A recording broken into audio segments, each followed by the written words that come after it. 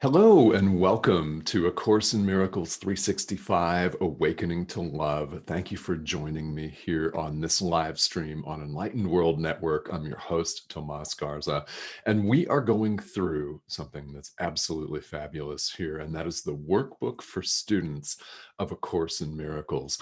And I want to thank everybody for joining in today, and thank you all of your comments so far. This is day number 10 of this live stream. In fact, we've just started. And as the title suggests, I will be doing it every day, 7 days a week. Spirituality is constant, so why not have 365 here? Every day of the week, we're going through a workbook for students, and we are on lesson 3 today. So as we wait a minute, I want to wait just a minute and invite you all to please go ahead and share this. If this live stream is impacting you, or if you know of somebody that would like to study along with us in A Course in Miracles, please feel free to share. Just hit that share button. And yes, we would appreciate it at Enlightened World Network. I would appreciate that.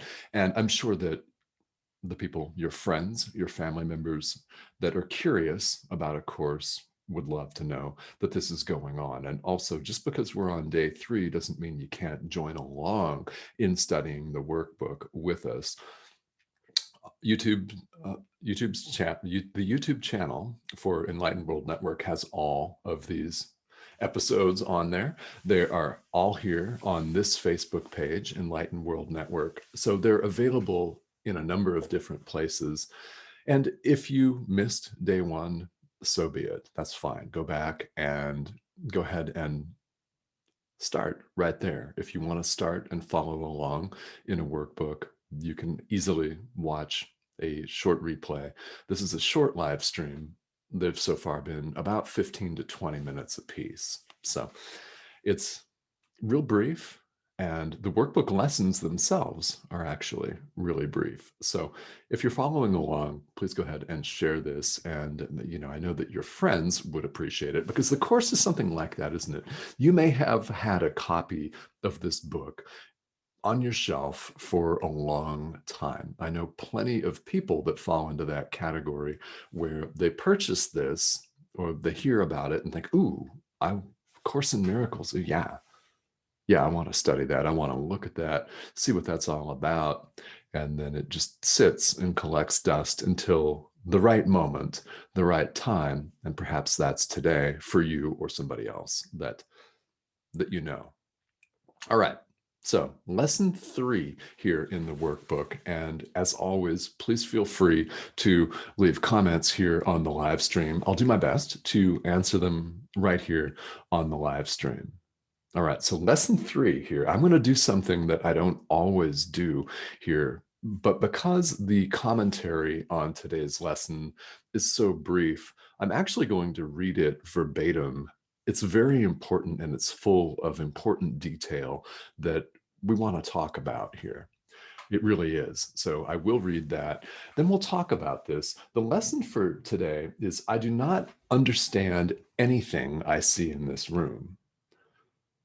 In other words, I don't understand anything I see in this room. Now, if you're out in public, if you're out at a shopping mall, you could say, I do not understand anything I see in this shopping mall. I do not understand anything I see on this street, in this place, from this window, etc. It's a follow-up on, of course, lessons 1 and 2. And we're looking at our perception of the world around us. We're looking at the perception of what seems to be outside of us. And we're recognizing the reality that we don't understand any of this. We think we do. We've formulated conceptions, societies, a world around these appearances, but do we really understand what they are? And if you answered, well, no, not really, well, then you're in the right place. And if you're thinking, well, I think I do, but maybe I don't, then you're still also in the right place. So let's read the commentary, because as you know, every workbook lesson has some comments with it that will tell you the suggested way to practice that idea for the day. So today, I do not understand anything I see in this room. Apply this idea in the same way as the previous ones, in other words, lessons 1 and 2, without making distinctions of any kind. Whatever you see becomes the proper subject for applying the idea. Be sure that you do not question the suitability of anything for the application of the idea. These are not exercises in judgment. Anything is suitable if you see it. Some of the things you see may have emotionally charged meaning for you. Try to lay such feelings aside and merely use these things as exactly as you would anything else. The point of these exercises is to help you clear your mind of all past associations, to see things exactly as they appear to you now, and to realize how little you really understand about them. It is therefore essential that you keep a perfectly open mind, unhampered by judgment, in selecting the things to which the idea for the day is to be applied. For this purpose, one thing is like another, equally suitable, and therefore equally useful. And as I mentioned, I don't always do that, but today it's short and it's full of meaning. So I want to break this down. Why, you might ask, are we doing these exercises? And if your response is, well, because I made a commitment to myself to do it, that's great. If your response is because it says to practice this, that's also great. So whatever the reason is, why you're here doesn't matter. You're here right now. So let's work on this. Not making distinctions in what we see is really important because what we do is we run through life with preconceived notions about things, and we can't help forming them. We absolutely cannot help formulating our opinions and our judgments about everything we see because it's passed on to us from the moment we know what we're doing running around in this world. We inherit an entire worldview from everyone around us, from society, from school, from our parents. It was transmitted to them by their parents. So we come to realize, okay, this is nobody's fault that things seem to have gone awry. This is a very important point throughout A Course in Miracles, any spiritual practice. It's not anyone's fault that things are a little askew here or a lot messed up, right? In these exercises, we're practicing non-discrimination. We're just panning the room around us and applying the idea for the day to whatever we see without making a distinction of, oh, this is not suitable for that. This bookcase that I see over here is not suitable. But the bookcase I see on this other side, because I actually am surrounded by two of them here in this room, this one is, this one's not. We're instructed not to make such a judgment. Now, why is that important? You might think, okay, well, does it matter? Well, actually, yes, it matters in the long run, in the ultimate scheme of things, because when we look at more in-depth lessons and topics like forgiveness, it's important to apply that across the board to everyone and everything. What we want to do as human beings is reserve our judgment. We see something as good and worthy of forgiveness, something else as unworthy, as good, bad, worthy, unworthy. We're constantly making these judgments. And if you look at it, we're doing it quite literally all the time. And yes, it's true. It's no one's fault that it's not useful to place blame on our parents because they were taught the exact same thing. And if you feel where we're going with this, this is one of the foundational principles of forgiveness on which a lot of our work here with A Course in Miracles rests.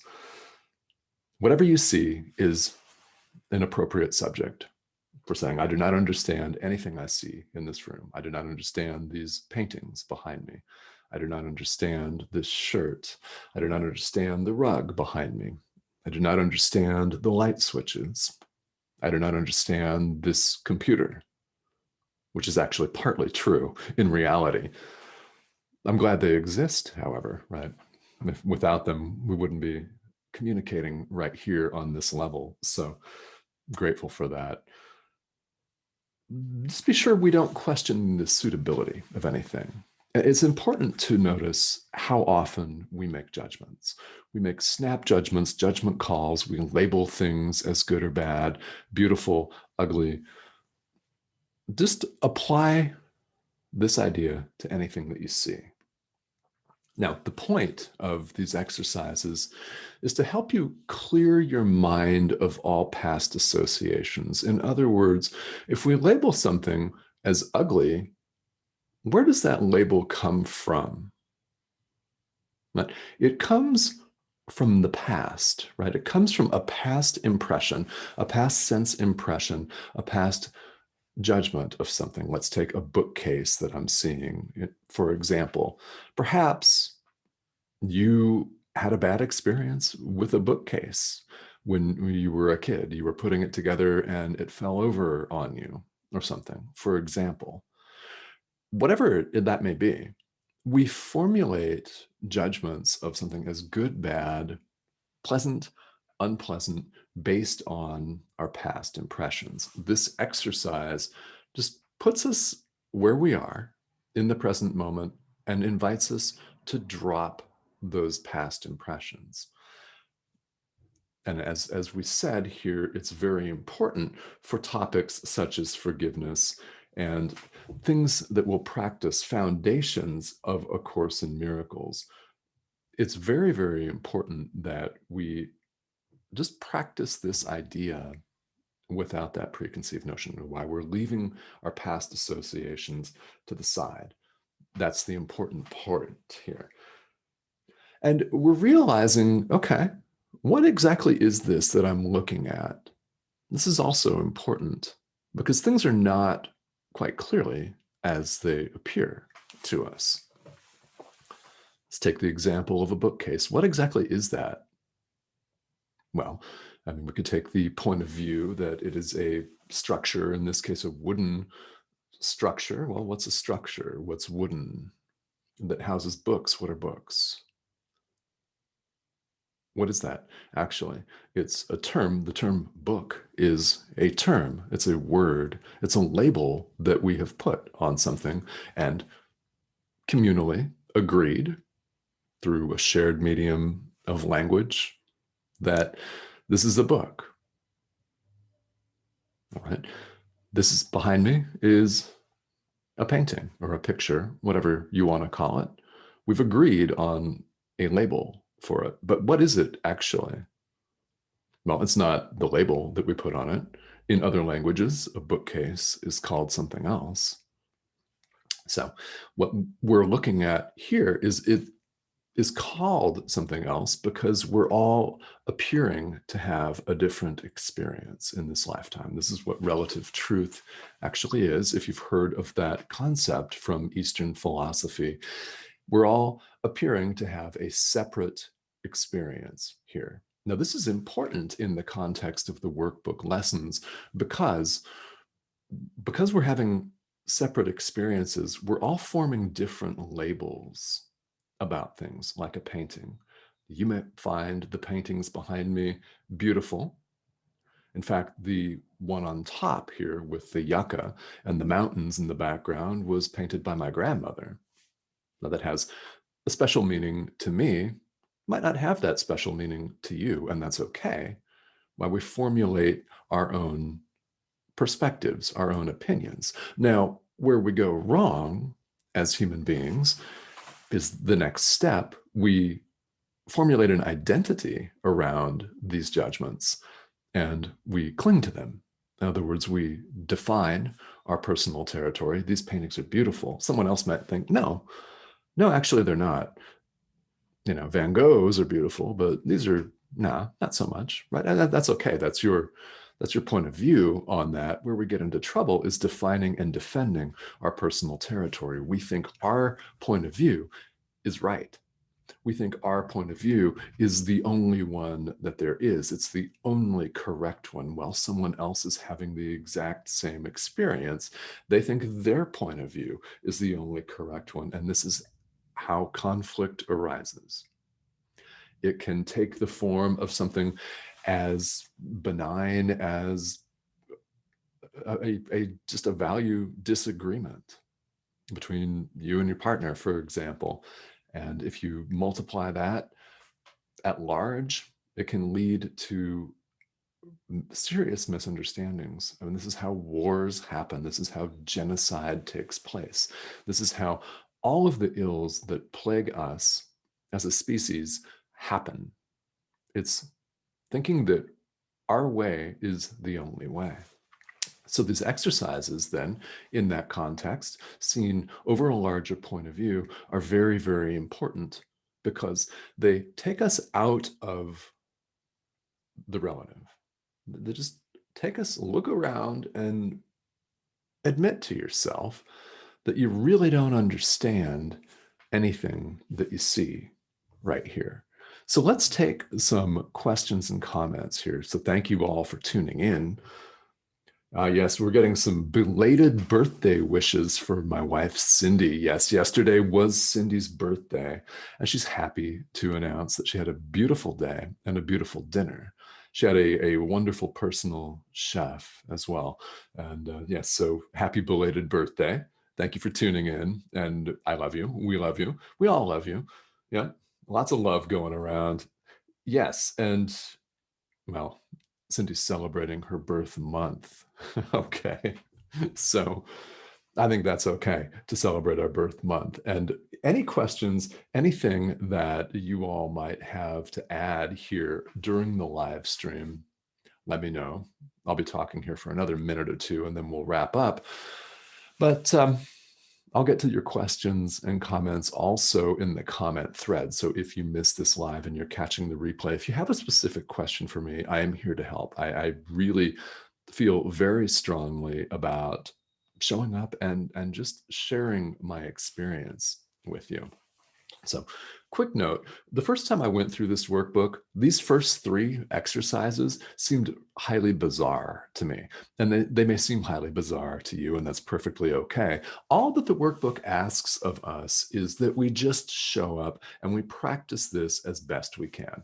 And if it says, just look around you and apply the idea for today to these objects without judgment, as much as you can. If you end up judging something as good, bad, ugly, tall, short, doesn't matter. I mean, the workbook lesson says that we may have emotionally charged responses to these items.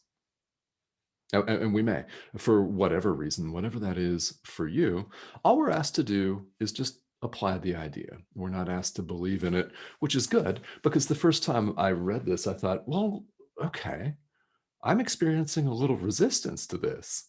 And why? Well, it's our ego that is experiencing the resistance to this. And that's what it is. It's our sense of separateness. It's our desire to want to keep our point of view and hold it as sacred, as sacrosanct and beautiful and correct. Meanwhile, somebody else can just go get lost because their point of view is wrong. Right? The ego wants to be right. So what do we need to do? Well, if we aim to have loving relationships with ourselves, with other people, we should absolutely do our best to set that aside. And you're here on this live stream in the right place for that. This is what the Workbook for Students aims to help you do. This is what all spirituality helps you to do. So if it's a Course in Miracles for you that provides you that to experience who you really are, the truth of who we really are, so be it. I love it. And I'm happy to be here on this journey with you. Let's take one more comment here before we wrap up. Yes. Well, and Suzanne says, okay, so Suzanne, I'm going to read this. Thank you for commenting. Maybe I'm weird, but I'm perfectly fine with the exercises. Well, I'm totally weird. Right. I'm totally weird. I've been through them all of the time, and I'm glad that you're fine with them. I think that's wonderful, actually. Everybody has a very different reaction to A Course in Miracles, big time, right? Some people may be actively resistant to it and avoid it like the plague, yet somehow it just keeps calling out to them. And maybe you're that person. Maybe you just dove right into it. I dove right into it, and I still found some of these exercises highly bizarre. So, yeah, thank you for the comment there. I appreciate it. And guys, thank you so much for tuning in. Please share this live stream if you know of somebody that would really benefit from this, because this is the Course in Miracles. Obviously, we're all responsible individually for showing up, reading the lessons, for practicing the lessons. But this study lends itself to groups. It lends itself to communities. So if you are a part of one, or you know of someone that would benefit, please go ahead and share this live stream with them. I will be here every single day on Enlightened World Network at different times, by the way. So I invite you to tune in to the show guide here on Enlightened World Network's Facebook page. We've got it pinned as the top post every day, and you can check the schedule for the day. This live stream does bounce around a little bit in time. Tomorrow, I'll be going live at 11 o'clock in the morning, Eastern Standard Time here in North America. So 11 o'clock Eastern Time, and it'll be about 11:05 when I start. I always give a few minutes ahead of time. So thank you all for tuning in, and tomorrow we'll continue our study of A Course in Miracles with Workbook Lesson 4.